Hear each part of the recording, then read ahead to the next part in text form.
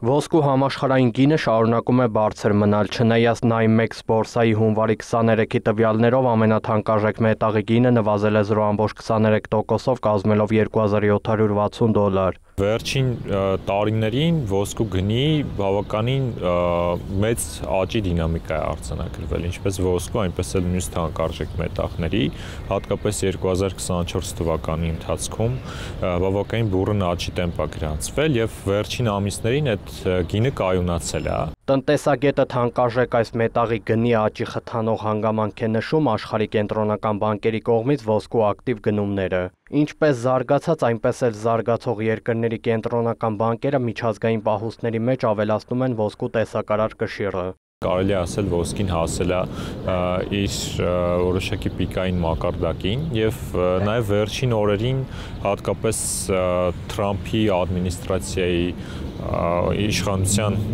գալու այս շրջանակներում որոշակի տատանողականություն է առաջացել համաշխարհային ֆինանսական շուկաներում։ Սպասվում էր, որ Թրամփն ինչպես նախկինում հայտարարել էր, իշխանության վերադառնալուց անմիջապես հետո կտրուկ կբարձրացնի մաքսատուրքերը Մեքսիկայից, Կանադայից եւ Չինաստանից ներկրվող ապրանքների համար։ Տնտեսագետի պնդմամբ, քանի դեռ նման որոշում չի կայացվել, դոլարի դիրքերը որոշակի թուլացել են, ինչն էլ իր հերթին ազդում է ոսկու արժեքի վրա։ Տարիֆների բարձրացումը, որը ակնկալվում էր Թրամփի ադմինիստրացիայից կամ իրենք էին ավելի շուտ նման ակնկալիքներ ձևավորել, դոլարի համար դրական նորություն էր։ Ինչու, որովհետև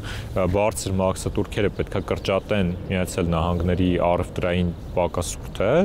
իսկ առևտրային պակասուրդի կրճատումը բնականաբար լավ նորություն է դոլարի համար, այսինքն եթե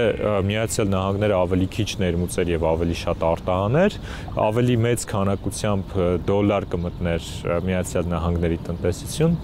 եւ դոլարի դիրքերը կամրապնդվեր։ Ներկայում համաշխարհային ֆինանսական եւ ապրանքային շուկաները որոշակիորեն անորոշ վիճակում են, ընդգծում է տնտեսագետը։ Նրա խոսքով նման անորոշության պայմաններում թանկարժեք մետաղների, հատկապես ոսկու գները լուրջ անկում չեն գրանցի։ Վերջին տարիներին համաշխարհային տնտեսությունում անորոշության աճը հանգեցրել է ոսկու գների շարունակական աճի, որովհետև ոսկին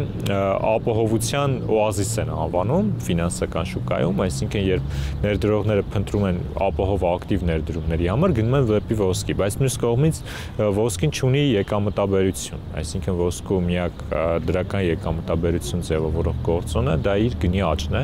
եւ եթե չունենա գնի աճ, ապա չի ձևավորի եկամտաբերություն։ Թանկարժեք մյուս մետաղների արծաթի եւ պլատինի գները եւս վերջին օրերին որոշակի նվազել են, հունվարի 23-ի դրությամբ դառնալով համապատասխանաբար 31 եւ $964։ Նարեկ Արոշանյան, Ռաֆիկ Սողոմոնյան, լուրեր։